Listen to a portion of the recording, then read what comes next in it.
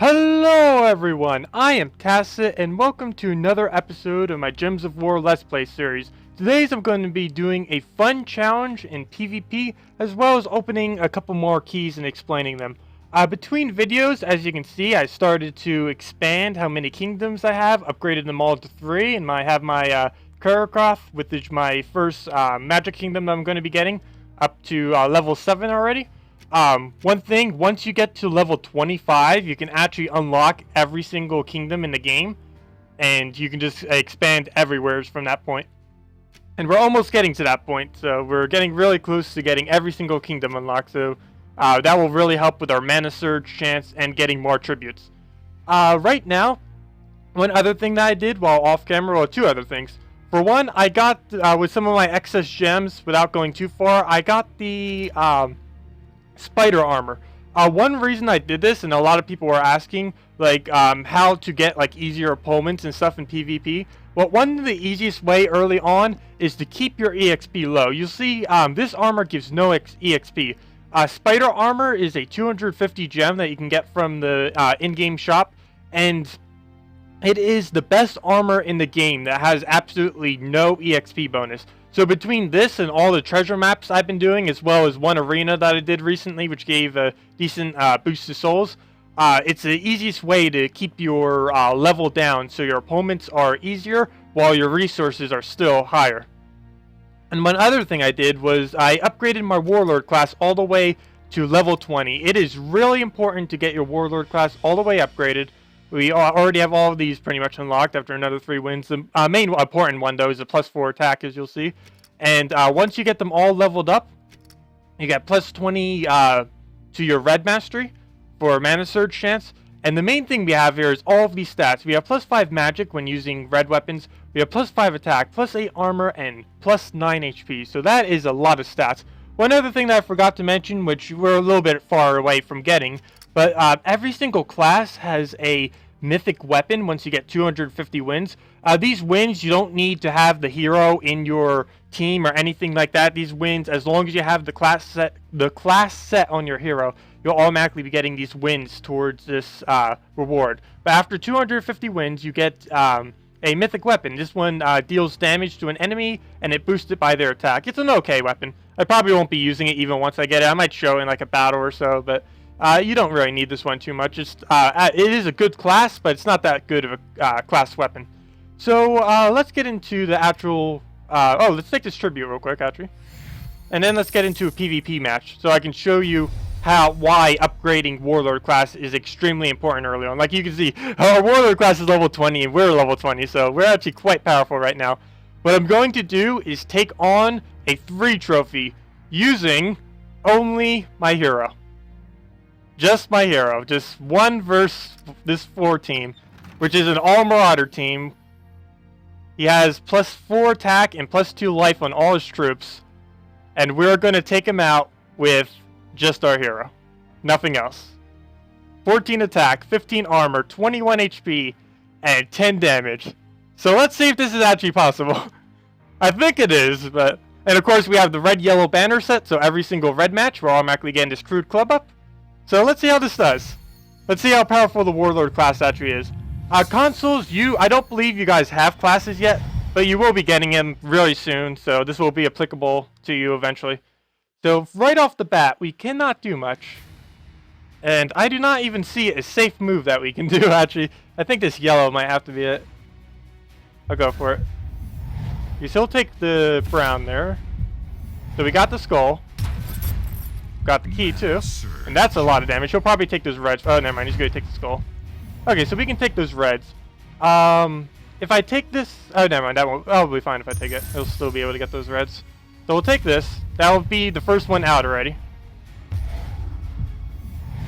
Let's see. Anything I can do? Nope. So 1 down. 3 more to go. And we already got another hit. Anything else that we can do? Oh, we can take these yellows, and it won't interfere with anything, I don't believe. It doesn't look like it, so let's take that.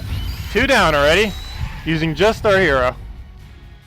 This is why you need to get the Warlord class upgraded.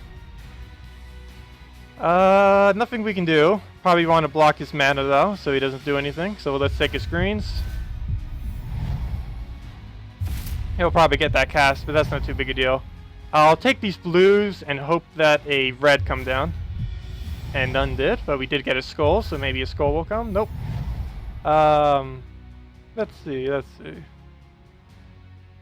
I'll take this and hope for a skull. Nope.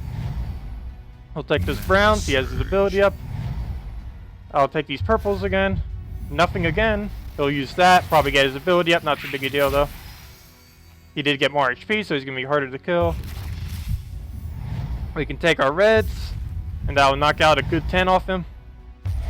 And this isn't even with kingdom bonuses. This is just a level 20 Warlord class on level 20. And once you get your hero up even more levels, this will be even stronger than what it is now. Here we go.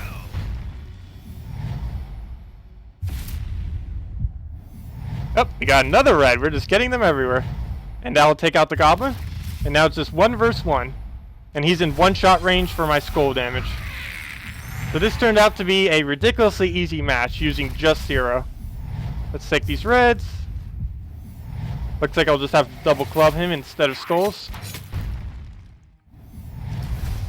Here we go. And now we just need to try finding any kind of damage source on him. He'll take those, which will give us a red. Oh, never mind. He'll block me with the reds, but that doesn't matter. That still happened. I get my reds, and he loses next turn. So that's Hero soloing an entire team with 17 HP to spare. So that is, yeah, that is that. Definitely want to upgrade that Warlord class because that is hilariously good. Okay, so let's move on to one other thing. Tier rewards. These, of course, you get. I've already explained these before, but it's coming near the reset time, so I figured I'd re-mention them. You do want to get up to rank 1 every single week. It is fairly easy to do early on. I already got to rank 4 with barely even trying this week.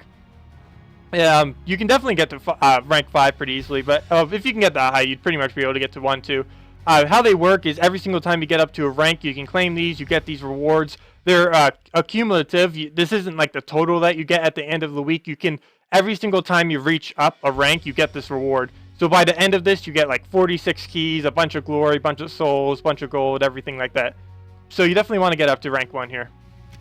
And I guess I will open up a bunch of keys now. I'll probably do the rest of the grind up to rank 1 off camera. I do want to do a couple more keys just so I can explain all of the early game troops and keep explaining what's going to be good early on and what isn't. For example, we have Skill Guard right here, which has been buffed recently and is extremely good early game.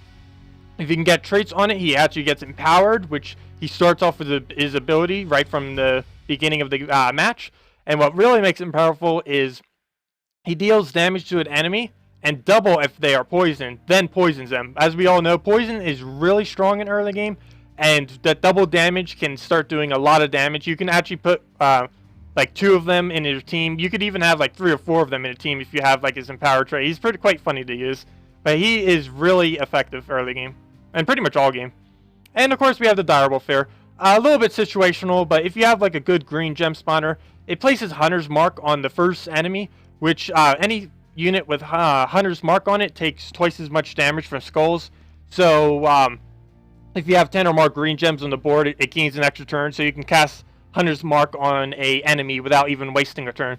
So if you have like a green spawner with a skull heavy deck, you'll be good with it, but he's pretty situational. He does do a lot of damage, like 2 times skull damage is quite effective, plus it stacks with other damage multipliers, so you can really start to get one-shotting with a dire wolf.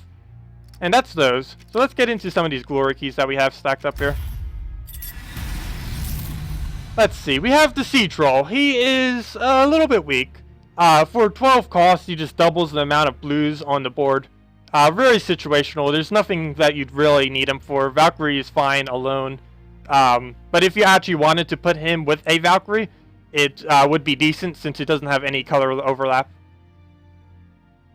And oh wow, we're not getting that many new ones now. We're starting to get a lot of the troops, it seems. Oh, okay, here we have a couple. Gob Trumper is the best anti-marauder troop in the game. It deals 5 damage to an enemy, double if they're monster, which doesn't really apply too much with goblin teams, then gains 5 life. But the main thing is it has a 40% chance to devour any marauder, which is extremely high. And if you, not any time in the early game, but once you start getting like traits later on, he deals twice as much damage to marauders, plus he gets his ability from the start. Ice Witch is okay. With all the other freeze troops these days, she doesn't do too much unless you get her traded, and at that point you're investing quite a bit into her. But she deals 5 damage to an enemy, then the enemy is frozen, and she gains, all allies gain 1 magic if they die. And that 1 magic goes to herself as well. And Taw deals 6 damage to an enemy if the enemy dies, gain 4 to all skills. You get him for completing Sword's Edge. You don't need him. He's actually fairly weak, even after he got his rebalance buff. So to sum up, you pretty much don't need any of these except Gob Trumper later on. Oh, we got Trent. Trent is really good in a loop team that I'll probably need to show later. You can probably use your hero with it too, but he gains attack and armor based on his magic, and then that gets boosted by the amount of brown gems that he removes at 4 to 1. He is a really good lead troop. Plus, once you get him traded, he gets a lot of HP and skull resistance, so he's pretty well-rounded for dealing and resisting skull damage. And that seems to be all of them again, so let's do probably like another 100, since they go a lot quicker now that I don't have to explain as many. Oh, Avina. She is actually getting a buff next patch, I believe, pretty much tomorrow, I believe. So, before this video goes out, but by the time everyone watches it and stuff, she'll probably have the buff. If I'm not mistaken, I don't have it in front of me, but I believe she's getting 2 more static damage on top of her ability. So at all levels, like if you had her right now, I believe she'd be doing 5 damage to an enemy, plus then she gets the triple. So she can do a lot of damage to undead. She still does have the 1 soul gain for some reason. I'm surprised, because next patch, tomorrow's event, and the rest of next week, all of Golvania is being buffed. And for some reason, they left her soul gain at only 1. I'm surprised they didn't raise that to like 2 or 3. Because 1 soul gain is really, really small these days. As far as this troop goes, you don't really need her too much. She's just an anti-undead troop. If undead troops start to become like really popular again, you might want to start leveling her some. But other than that, you don't need her. You get her for completing the Golvania questline. She's the epic at the end of it.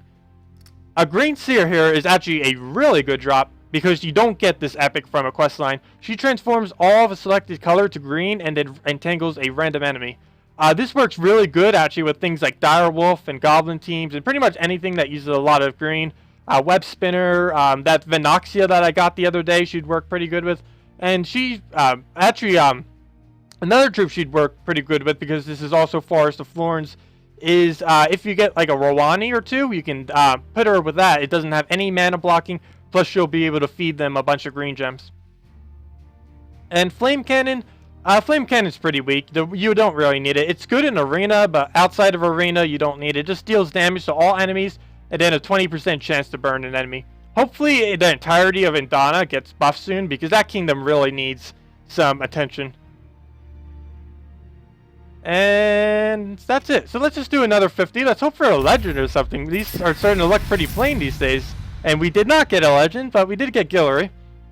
She deals 10 damage to an... And she's actually really good at early game, because this is a static 10 damage. It doesn't matter what her level is. You can see she's level 1, and she's dealing 10 damage on her ability. She then steals 2 from a random stat that scales off of magic, and then she deals double damage to constructs. So if you got her right now at level 1, she is doing 20 damage to a construct, so that is quite a bit of damage. Of course, you'll level her to like about 10 or 11 or something. And let's just go through the rest of these. Anything good? It doesn't appear to be. So let me just go into one more match real quick, using an actual team instead of that crude club thing that I had earlier. Let's go into this, see what it is. That is a high score.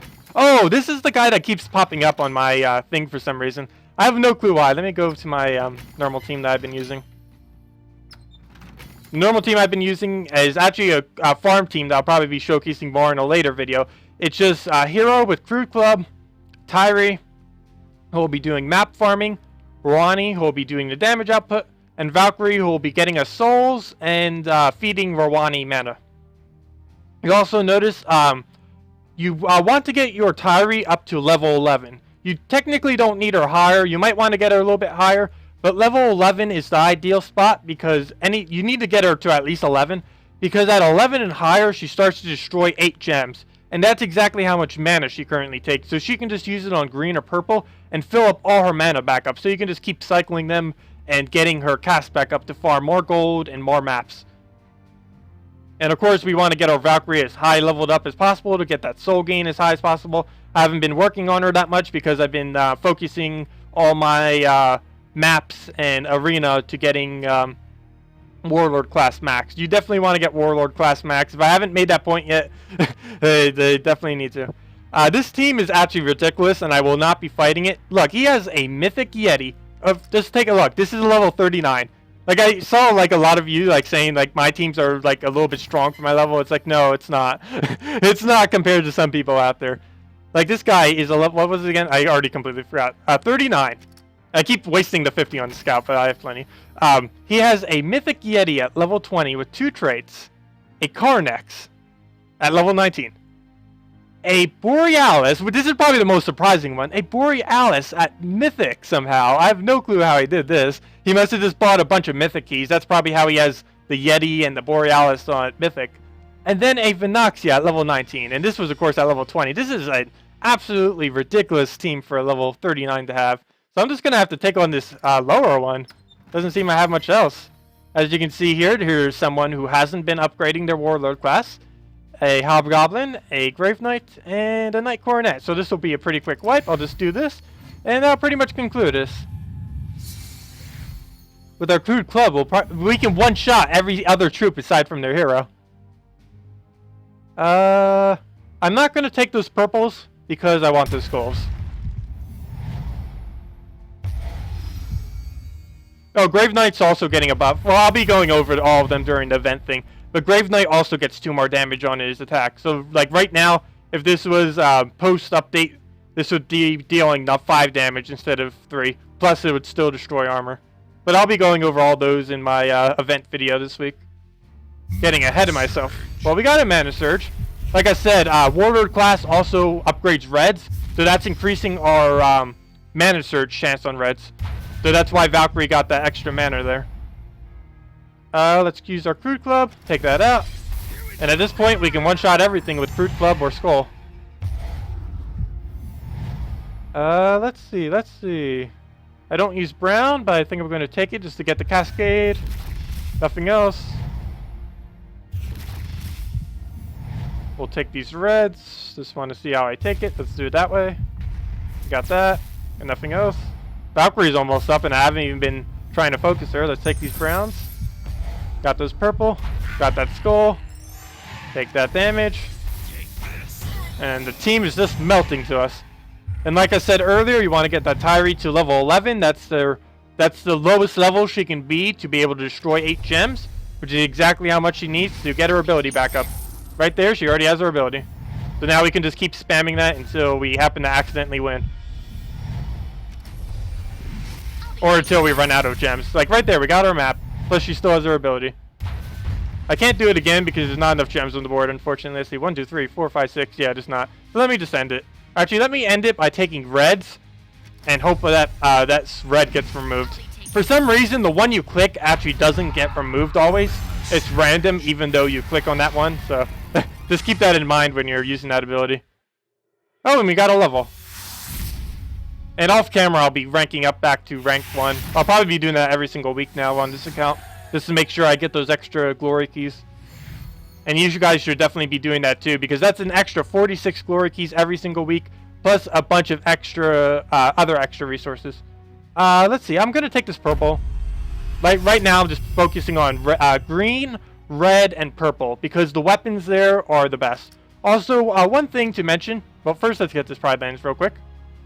One thing I want to mention about event troops, because it's applicable this week and I forgot to mention it, and it might be again too in later weeks if they don't rescale them. Like let me go to the shop real quick and go to rewards. Rewards. This Yeti pack costs 300 glory, but it only gives an ultra rare and a 1 arcane stone, plus only 3 water trait stones. You only want to buy these packs if you're low on glory when they are epic or legendary trips, because both epic and legendaries give 2 arcane trait stones plus 4 minor trait stones. So you get a lot more value. You get a higher rarity troop, you get more stones, and it's overall better to do. Like, I haven't even gotten a single one, which is why I have 16 or 1,600 glory right now. Is I completely skipped the Yeti this week, so I can spend it on epics and other troops in the future, because they give a higher arcane trait stone ratio. So if you're wondering why I have such high glory and don't have Yeti, that is why. But that will do for this Let's Play video. I hope this was helpful, and thanks for watching. I'll see you in the next one. Goodbye.